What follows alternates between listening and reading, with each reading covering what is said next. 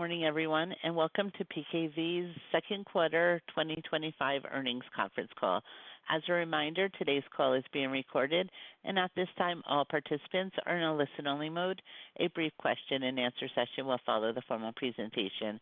I would now like to turn the call over to Mr. Michael Hall, Vice President of Investor Relations. Please go ahead, sir. Thank you, Operator, and good morning, everyone. Thank you for joining BKV Corporation's second quarter 2025 earnings conference call. With me today are Chris Kalnin, Chief Executive Officer, Eric Jacobson, President of Upstream, and David Tameron, Chief Financial Officer. Before we provide our prepared remarks, I would like to remind all participants that our comments today will include forward-looking statements which are subject to certain risks, uncertainties, and assumptions. Actual results could differ materially from those in any forward-looking statements. In addition, we may refer to non-GAAP measures. For a more detailed discussion of the risks and uncertainties, including those associated with the closing of the Bedrock acquisition, which remains subject to customary closing conditions, and integration of those assets into our existing portfolio, which could cause actual results to differ materially from any forward-looking statements, as well as the reconciliations of non-GAAP financial measures, please see the company's public filings, including the Form 8-K filed today. We have also posted an updated investor presentation on our website. I'd now like to turn the call over to our CEO, Chris Kalnin. Thank you, Michael, and thank you, everyone, for joining us to discuss our second quarter results. I would like to start this call by taking a moment to reflect on the recent flooding in the Texas Hill Country. Our hearts are with everyone in Kerr County, across the Hill Country, and around the world who are feeling the devastating effects of the flooding. We are holding you all in our thoughts and prayers. We're proud to be part of the Texas community, and we're actively responding and doing our part as well. We have made a $50,000 contribution to the Kerr County Relief Fund and are matching all donations made by BKV employees 2-to-1 for every dollar they give to agencies that are actively responding and assisting to those impacted by the floods. Turning to our results, the second quarter was marked by significant macro and regulatory events that have, overall, strengthened the business environment for BKV across our natural gas, carbon capture, and power businesses. In particular, the macro backdrop for natural gas remains bullish. While this summer has been marked by typical seasonality for natural gas, the expected ramp in Gulf Coast natural gas demand is well underway, with new LNG facilities coming online and ramping into the second half of 2025 and throughout the full year of 2026. The ERCOT power market has continued to show long-term strength, as a recently released EIA study projects ERCOT to be the fastest-growing electricity sales market in the U.S., with over 20% growth projected between 2024 and 2026. This load growth is being driven by residential, commercial, industrial, and importantly, AI and data center electricity demand. In the near term, we will be actively monitoring Texas power markets throughout the remainder of the summer and early fall, as these months are the most significant months for power demand. Our carbon capture business has benefited from One Big Beautiful Bill Act that solidifies the durability of the 45Q tax credit and demonstrates strong support for carbon capture. Further, we believe that progress in securing emitter volumes remains one of the key gating items in the carbon capture business, and BKV's strong progress in this regard underscores our leadership in the space. Overall, I'm excited to share with you another exceptional quarter that demonstrates our continued progress across all our business lines, highlighting our cultural value of delivering on promises. Our upstream business significantly exceeded our second quarter guidance from a production and capital efficiency perspective. Our production came in above the high end of our production range, while our operating teams were able to keep development and total company capital spending at the low end of our prior ranges. On the back of these results, we are increasing our 2025 production guidance midpoint to 800 million cubic feet equivalent per day, while reducing our overall corporate capital budget midpoint to $320 million. This was made possible in part by our proactive forward planning and domestic supply sourcing strategy, which has positioned our company robustly to help mitigate impacts of future anticipated tariffs. Further, we are pleased to announce that we have signed definitive agreements to acquire Bedrock's Barnett Shale assets. This acquisition is a strong strategic fit as it extends our leadership position in the Barnett and improves our reserve life with low decline PDP assets and meaningful well inventory. Subject to customary closing conditions, we anticipate that closing will occur in the third or early in the fourth quarter of 2025. Upon closing of the asset acquisition, BKV will add over 100 million cubic feet equivalent per day of production and nearly 1 TCFE of 1P reserves to our Barnett portfolio.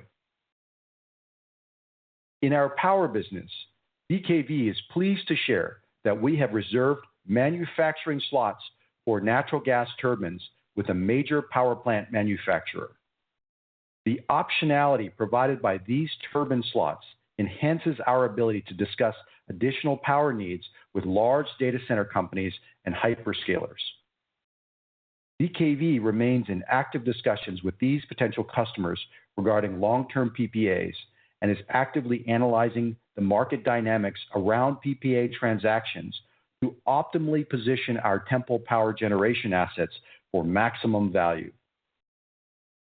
BKV's continued investment in carbon capture has solidified our leadership position in this industry and has allowed us to accelerate momentum in our CCUS business.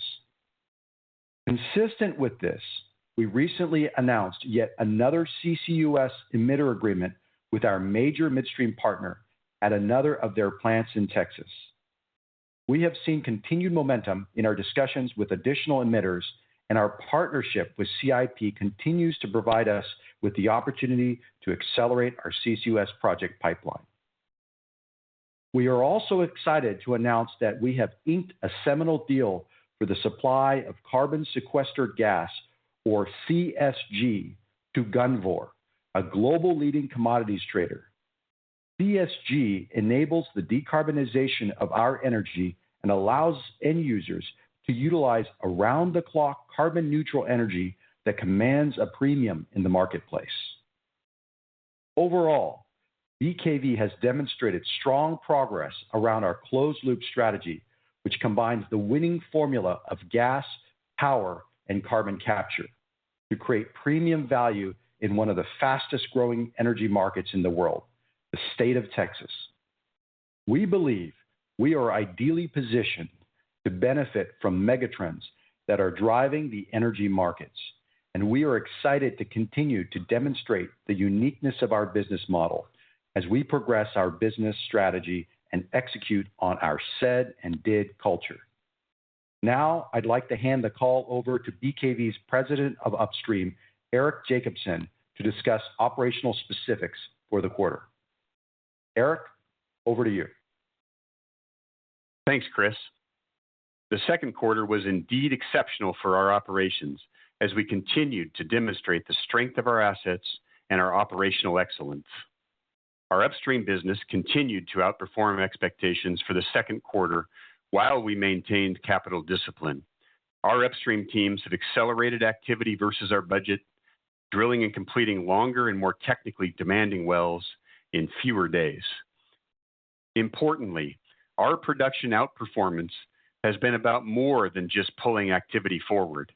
We have also meaningfully outperformed our sanction type curves across the 15 TILs this quarter and TILs from previous quarters, as our continuous improvements in completion and subsurface optimizations have borne fruit.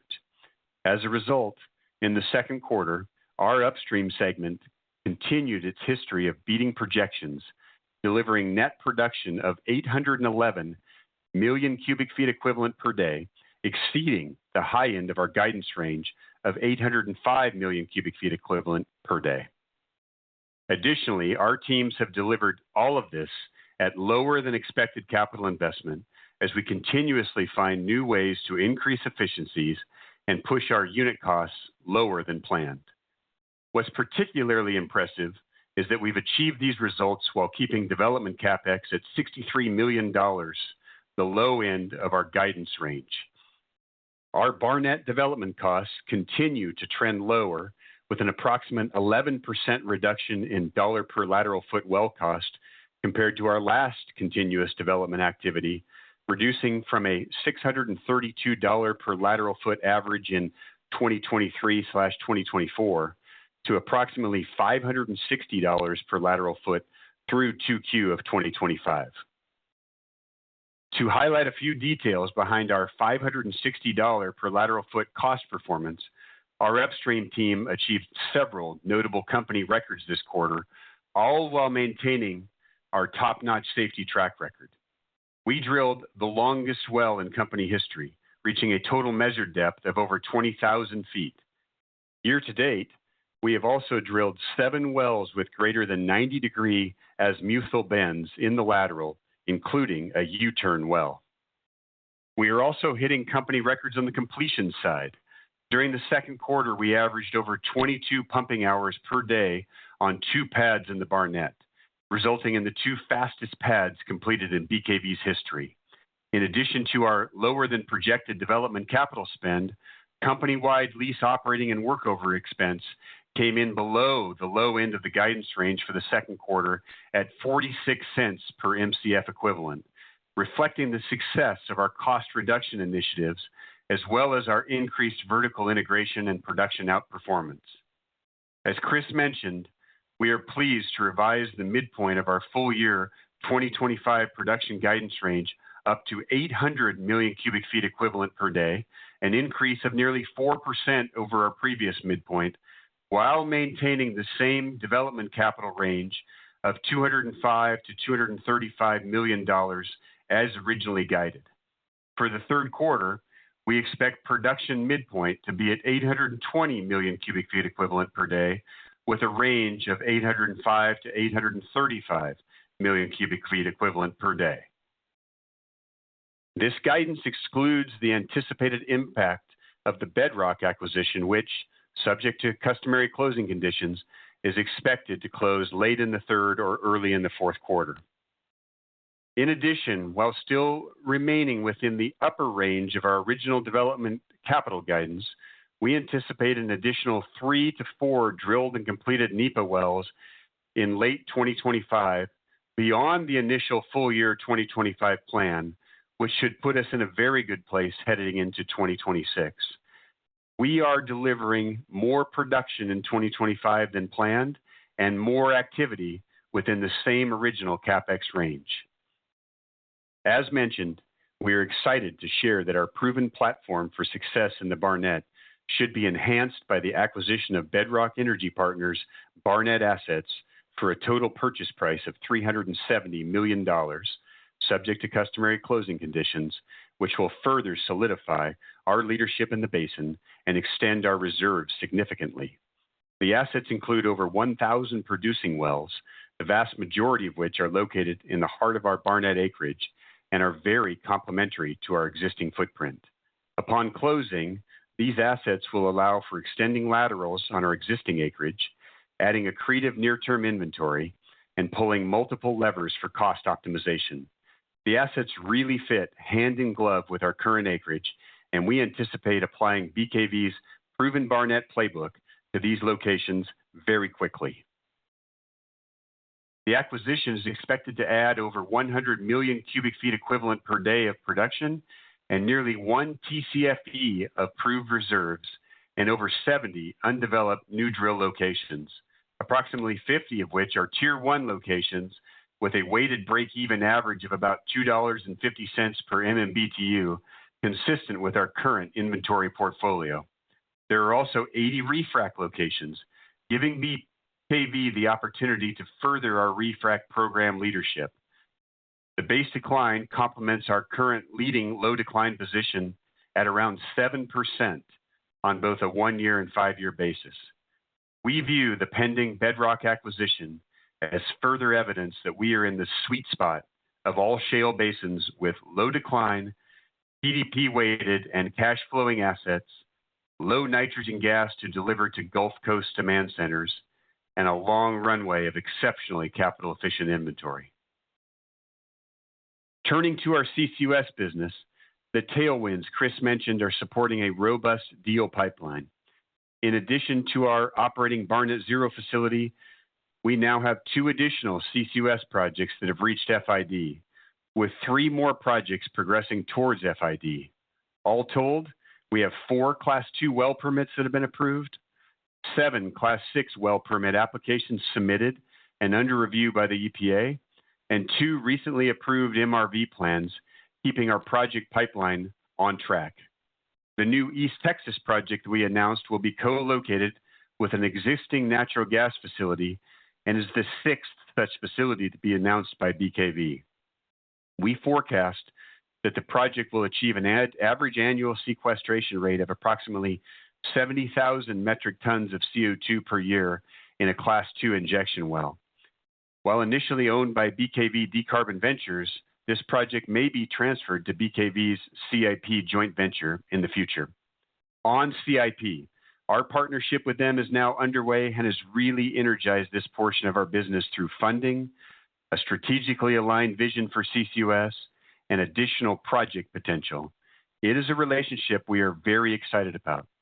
Regarding the macro environment, I'd like to reiterate that the passage of the One Big Beautiful Bill Act and its preservation and expansion of the 45Q tax credit was a big win for us and the industry. Transferability for the life of the credits made the investment horizon significantly more certain and attractive as well. During the second quarter, we progressed projects successfully across multiple fronts. The in-operation Barnett Zero facility remained on track with 99% reliability and with over 30,000 metric tons of CO2 injected. On the CCUS project development side, we finished drilling in June and completing in July the injection well at our Eagleford project with our major midstream partner. This is an important milestone and one which we are incredibly proud of, especially as the work was completed to specifications and at around $1.5 million below budget. The quickening pace of our CCUS project development is very encouraging, and we are confident that our goal of 1 million tons per year of CO2 injection run rate by the end of 2027 is attainable.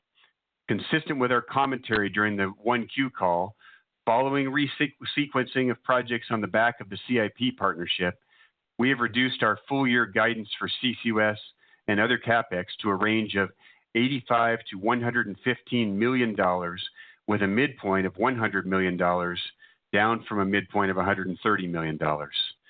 And with the passage of O3BA, we are excited about the consistent and robust cash flow potential and investment opportunities in the space moving forward.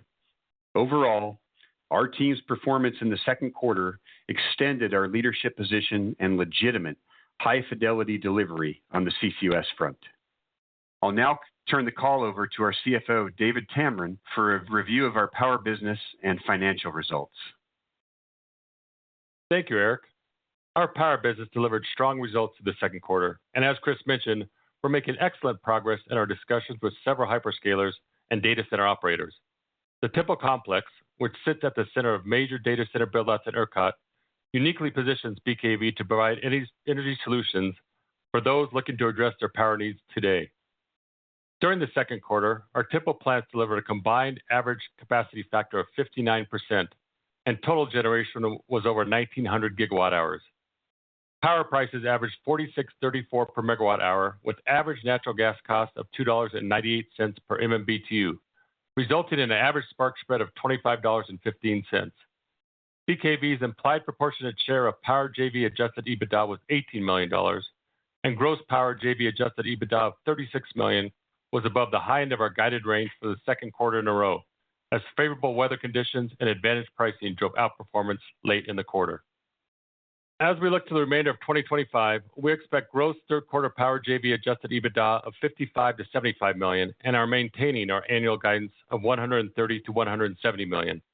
This guidance range factors in normal seasonal downtime currently scheduled for the Temple plants in the fourth quarter of 25, as well as our current hedge position. As a reminder, fourth quarter 24 included major maintenance downtime that impacted our results. Now shifting to BKV's corporate financial performance. Our strong results were led by our upstream business, as those assets and our operating team continue to drive exceptional outcomes. Net income in the second quarter came in at $105 million, or $1.23 per diluted share, which was 39 cents per share on an adjusted basis, with combined adjusted EBITDAX attributable to BKV of $88 million. Strong production combined with lower than forecasted LOE largely offset the impact of widening differentials experienced during the quarter. Accrued capital expenditures in the second quarter were $79 million, which included $63 million for upstream development and $16 million for CCUS and other. The combined $79 million was 12% below the midpoint of guidance. Quarter after quarter, we continue to do more with less. Big picture, while staying within cash flow, throughout the quarter we continued to grow our upstream business, we invested in our CCUS partnership, and achieved a modest amount of debt paydown. Moving to the balance sheet, as of June 30, outstanding draws on our RBL were $200 million, representing a net leverage ratio of only 0.63 times. We also had cash and cash equivalents of just over $21 million. Combined with the remaining availability on our RBL, our total liquidity stood at $472 million at the end of the second quarter. This does not include the anticipated borrowing to fund the pending Bedrock acquisition, which, subject to customary closing conditions, is expected to close late in the third or early in the fourth quarter. With respect to Bedrock financing, the transaction is expected to be funded with $110 million of seller-issued equity, equivalent to approximately 5.2 million shares, which are subject to a 60-day lockup provision, with the remaining $260 million being put on our RBL. Based on a recent strip, on a combined basis, we expect our updated net leverage ratio to be at the lower end of our 1 to 1.5 times targeted range. Moving on to hedging, I'd like to reiterate that we hedge at least 50% of forecasted PDP production for 24 months. Based on our current position, for the second half of 2025, we have 58% of our anticipated natural gas production hedged at an average price of $3.45 per MMBTU, and NGLs are hedged at an average of $21.73 per weighted barrel. Our 2026 position stands at approximately half of our natural gas PDP production, hedged at $3.84 per MMBTU, and roughly 40% of our NGL PDPs hedged at $22.01 per weighted barrel. Finally, for third quarter 2025 guidance, and for a comprehensive look at our updated full-year guidance ranges, you can refer to a complete schedule, which can be found in the press release that was posted this morning. With that, I'd like to turn the call back over to Chris to wrap things up. Thanks, David. BKV delivers on what we say we will do, and as you can see, we have continued this trend. In upstream, we outperformed on our natural gas production and capital efficiency expectations, driving us to raise full-year production guidance within the originally guided capital expenditure range. We further expanded our position in the Barnett with our acquisition of Bedrock, bringing in an accretive asset to expand our Barnett portfolio. In carbon capture, we extended our leadership position with the East Texas project and the continued momentum with emitters and our joint venture partner, CIP.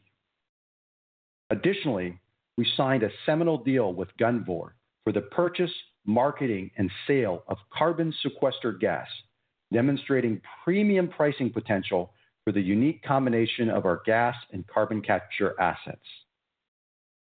In power, we remain active in PPA discussions with hyperscalers and data center operators looking for energy solutions in Texas, as we have the unique combination of gas, power, and carbon capture in place today and available to be delivered to the market at a premium.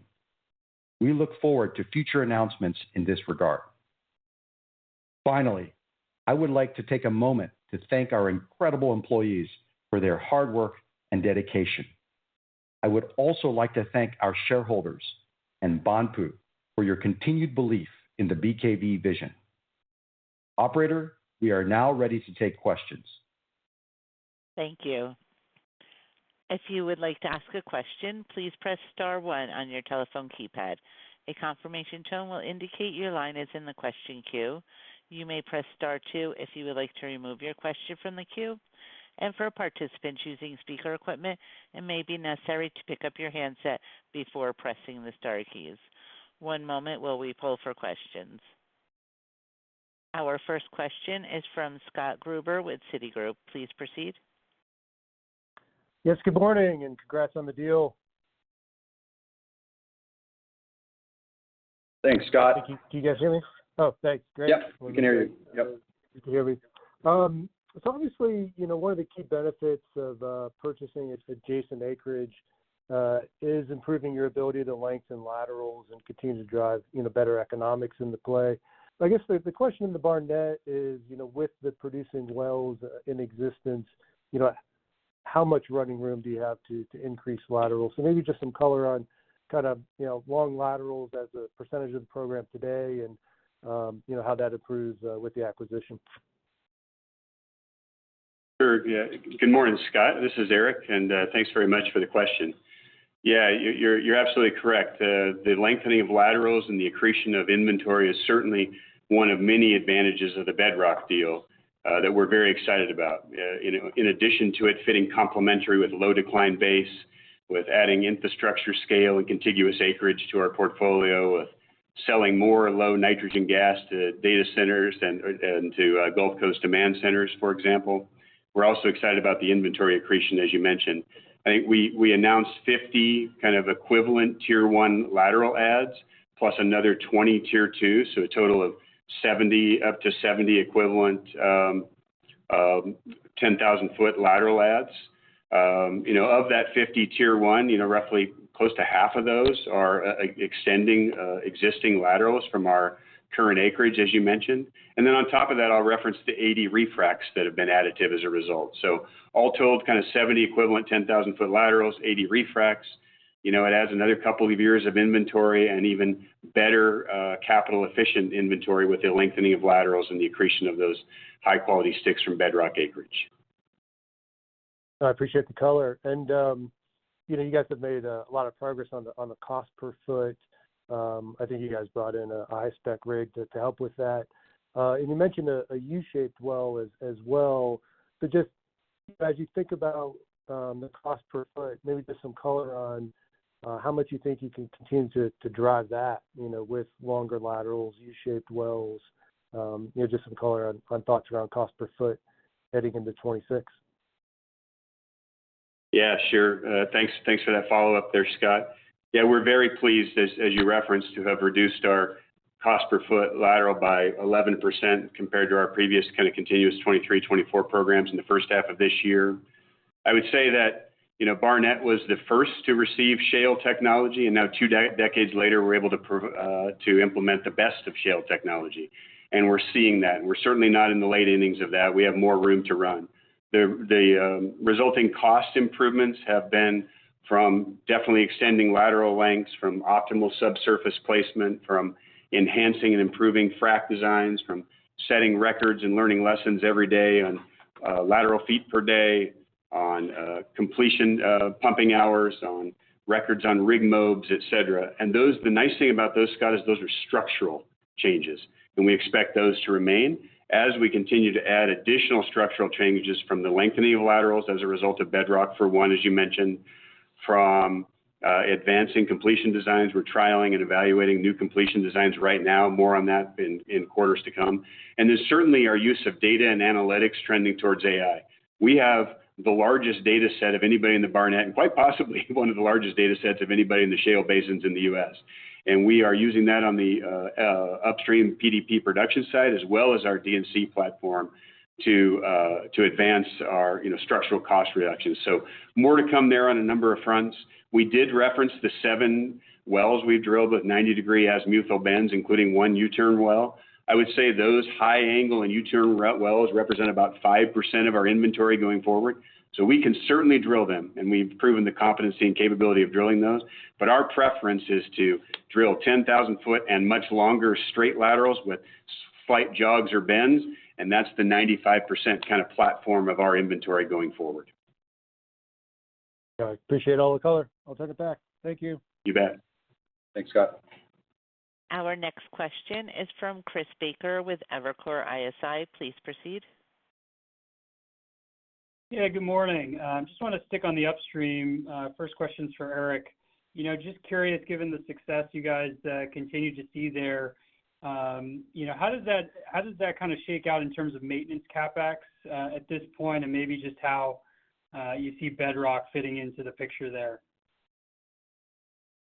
Yeah, sure. Great question, and good morning to you, Chris. So I think to the Bedrock piece first, as we mentioned before, it does fit hand in glove with our acreage position and our low decline kind of base portfolio.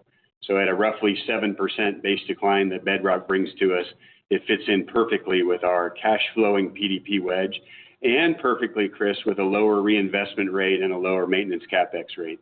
We've said with our current 800 million cubic feet a day or so re-guide raised to 800, our maintenance capex is in the 170 to 180 range. That probably increases by around 20 to 25 million with Bedrock because it's such low decline, and because the asset is so nicely accretive to our acreage position with the extended laterals and continued efficiencies in the capital program. So all told, fits in very nicely. It's a hand in glove sort of match for us, and our maintenance capex is still extremely low with the addition of Bedrock. That's great, thanks. And as a follow-up, maybe Chris, can you talk a little bit about, to the extent you can, just the turbine slots you mentioned earlier, delivery window, scale of the units, any additional color there would be great. Thank you. Yeah, thanks. So on the turbines, as we mentioned, this gives us tremendous, optionality as we talk with hyperscalers and data center companies. The idea there is that, as you think about SB6 and other regulations in the market, I think increasingly folks are going to be concerned if you're taking power off the grid and behind the meter type setups, you need to be able to displace that power with additional generation. So the thought there is that we would, we can point with certainty to timeframes that we could do that, and we would link those deals clearly with a PPA so that any incremental capacity we'd be building against would be very low risk funded by these PPAs. So that's the thought there. We continue those discussions. Stay tuned for future announcements, but we think it's incredibly positive, and it puts us in a tremendous position with the hyperscalers and data center companies. Great. Thank you both. Our next question is from Betty Jiang with Barclays. Please proceed. Good morning. I want to first ask about the CIP partnership now that you're moving forward, and what are the initial focus areas of the partnership? How's any changes in the project sourcing process, and any new development that you could highlight so far? Yeah, I'll start with the partnership. Bear, feel free to chime in on some of the projects. But, in terms of the partnership, it's tremendous. As we mentioned in the last earnings call, CIP is a global infrastructure investor. They've got really a global view on carbon capture. Think about things like the carbon offset markets, clearly very active in Europe. And they have, BKV is their exclusive platform to, invest in carbon capture here in the U.S. So it's incredibly synergistic in terms of, their plans right now in the joint venture. We have two projects, as we mentioned, Barnett Zero and our Eagle Ford project. Clearly, when projects mature to the right stage, we bring them into the joint venture. And then, as we've mentioned, it's a 51-49% joint venture where BKV holds the majority and consolidates. And then there's some reversionary interest over certain return hurdles. So that's the structure that's continuing. You can see that from our financials that they're investing into the joint venture, and that will ramp over time. They've committed up to $500 million, and so we're excited to be able to deploy that alongside our capital. Eric, maybe give some color on terms of sourcing and additional projects that we're thinking about there. Sure. Yeah. Good morning, Betty. I'll just build on Chris's comments there with the projects. We are on track, as mentioned, for the Eagle Ford project that's in the JV along with Barnett Zero to start that up in 1Q of next year. We're progressing outside of the JV at the moment, the other announced projects, 2 gas plants in the Western Haynesville with Comstock of Bethel and Marquez, as well as the recently announced East Texas project we have with our major midstream partner. As those progress towards qualified status and eventually FID, those will be contemplated in the JV. And then further, as Chris alluded to, one of many benefits that CIP brings is relationships with emitters and other project contacts. So they brought a lot of projects to the table. Those are in the sort of advanced appraisal stage to pre-FID, and so more on those to come as they mature. Great. Thank you for that. And then my follow-up is on the carbon sequester gas deal with Gunvor. I know the volume initially is still fairly small, but does that start with a test of concept around how you are thinking about gas premium related to, or premium price related to these type of transaction, and how large do you see this partnership that could potentially expand over time? Yeah, good questions, Betty. I'm glad you picked up on that. In terms of the volume, the initial up to 10,000 MMBTUs a day is really structured to be, equivalent to a NASB contract. I think that's the most kind of fluid contract structure. I think we've done that for a market structuring perspective.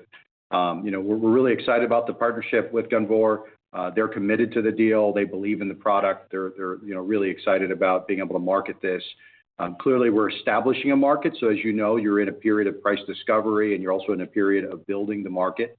In terms of how much this relationship could scale, I think we've shared in the past that, we've got over 100 BCF a day of gas in the U.S., right, that's moving around. And so, a portion of that is going to be this type of product. When you think about marine fuel, where LNG is being used increasingly, and the need to lower CI scores around LNG usage for marine fuels, this type of product is ideal for that. When you think about around the clock carbon neutral power that data centers want, again, this product sits there. And then when you think about industrial folks that need to export to Europe for CBAM and need their CI scores to come down, this product serves as an ideal product for that.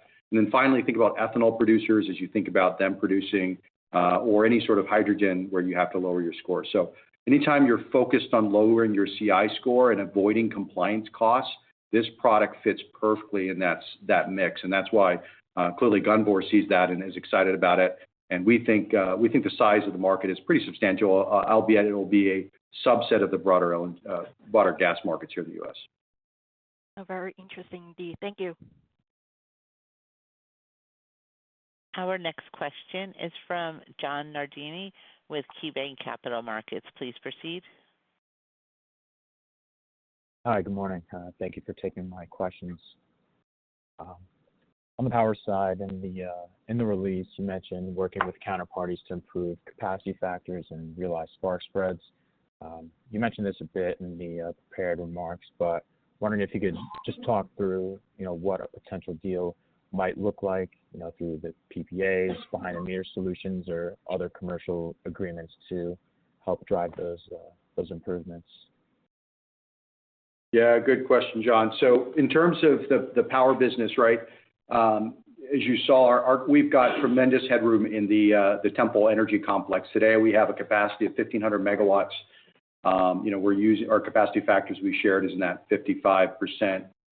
So clearly, we've got some running room. Typically a base load plant like that can run as high as 90% capacity factor. So we think there's pretty substantive headroom, and a lot of that is through the evening hours and into the night, where generally in the ERCOT market you're off peak.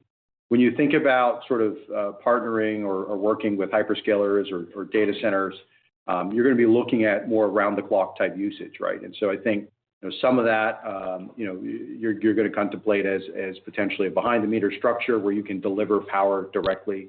I think we cite, Temple is an ideal area to build an additional infrastructure. It's central to the country. It's got great access to, gas, water, power, and land. And so it puts it in a really ideal position. So you can imagine that as we are in these discussions, that a portion of the power is behind the meter. There's an ability to also tap into the grid because you need that reliability.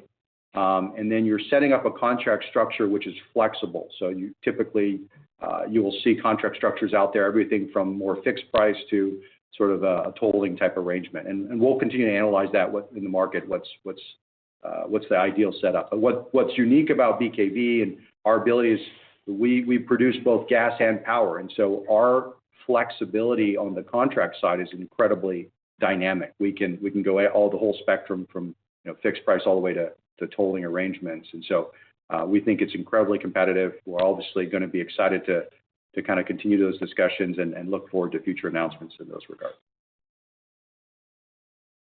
Okay, that's great. I appreciate those comments. Sticking to the power side, you've posted relatively strong results for this segment this quarter. Just considering we're mostly past the peak of that pricing period this summer, how do you see the Temple plants performing for the remainder of the year, specifically relative to the same period in prior years? Yeah, morning, John. It's Dave Tameron. If you look at what the third quarter's done to date, it has been a little light, off to a slow start, but remember we still got half of the summer left as far as August and September. And this morning, right, we put out that 130 to 170 number. We're very confident in that number. We wouldn't have put out that number if we weren't confident in that. And if we think about what that implies for 4Q, one thing I think that everybody needs to be aware of is 4Q of 24 had major maintenance that was planned. So if you're looking at 4Q 25 versus 4Q 24, keep that in mind. For 4Q 25, you can see implied by our guidance at the midpoint, we're at about $20 million. That's just what the math is, and we're very confident in those numbers. So we're still, near term, a little bit of weather we're fighting right now, but still time left in the summer. And then longer term, keep in mind, right, longer term, the supply dynamics, the demand dynamics at ERCOT are still very, very bullish for us. That's one of the bets we made when Chris, outlined during the roadshow and over the last year of what we're looking at. If you look at 26, 27, very strong demand. So we're still very bullish on the dynamics if we think about the long term. Does that answer your question? Yeah, that's perfect. That's all I had. I'll hand it back.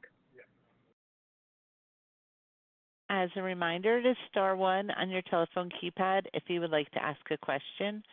Our next question comes from Jacob Roberts with TPH & Company. Please proceed.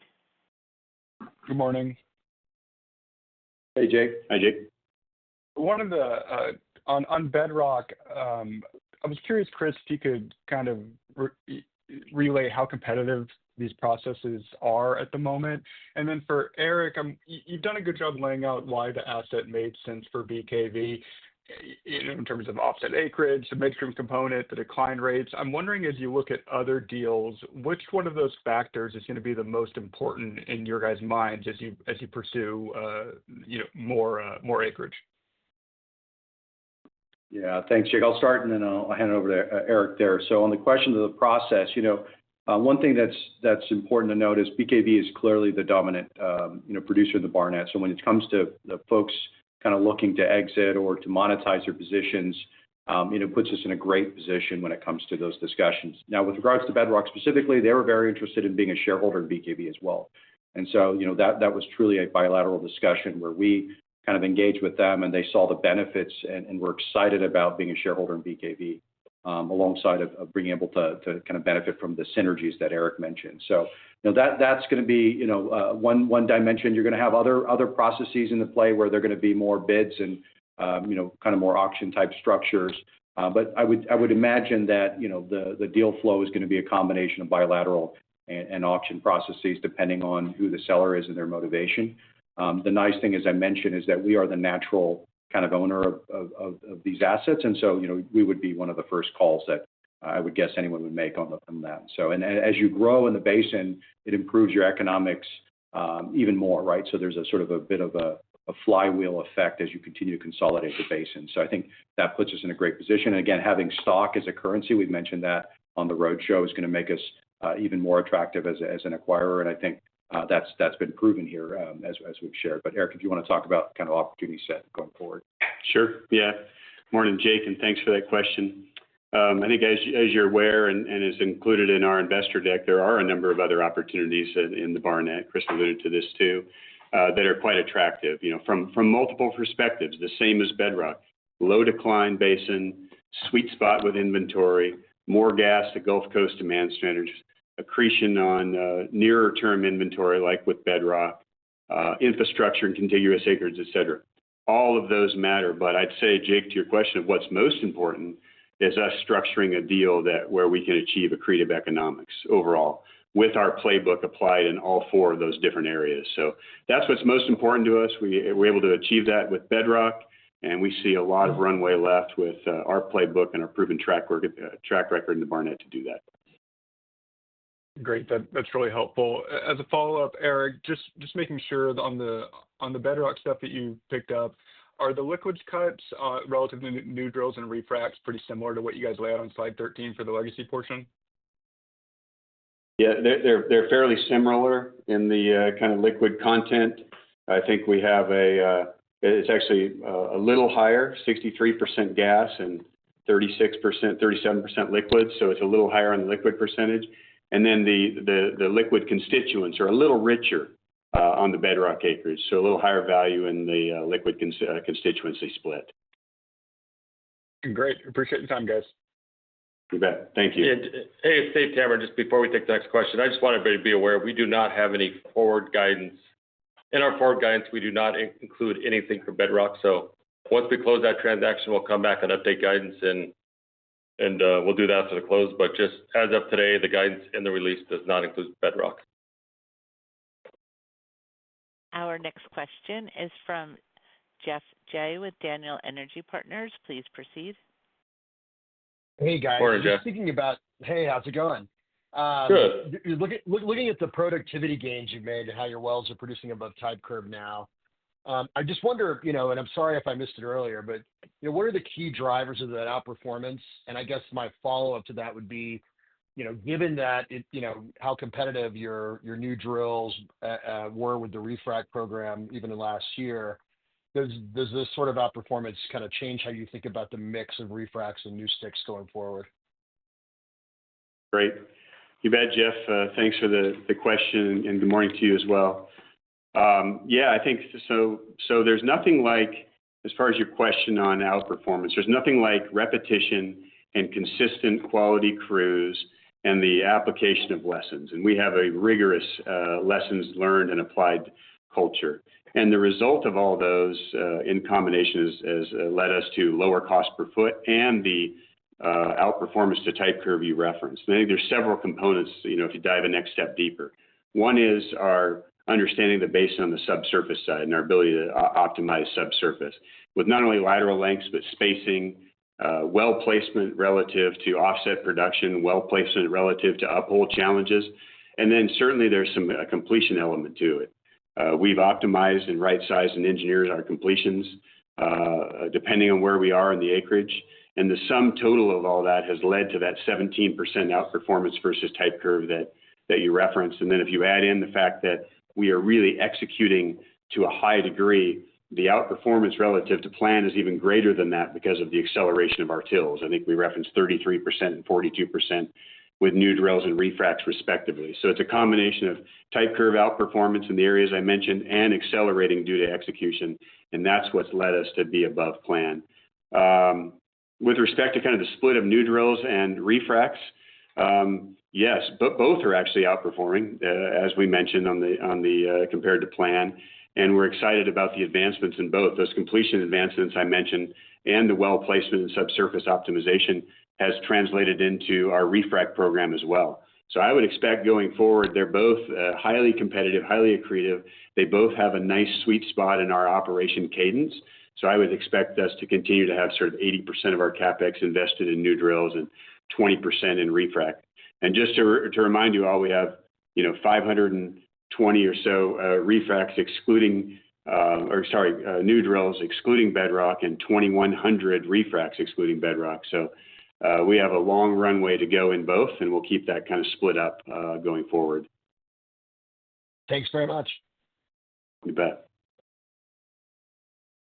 There are no further questions at this time. I would like to turn the call back over to Chris for closing remarks. Great. Thank you. And just want to close by saying appreciate everyone's time listening to our call. We just want to underscore that BKV is on a journey with our closed loop strategy that we think is unique, commands a premium, and really is differentiated. We're excited about the future. We look forward to future announcements and underscoring our said-did culture. I want to thank everyone for their time. Have a great day. Thank you. This will conclude today's conference. You may disconnect your lines at this time, and thank you for your participation.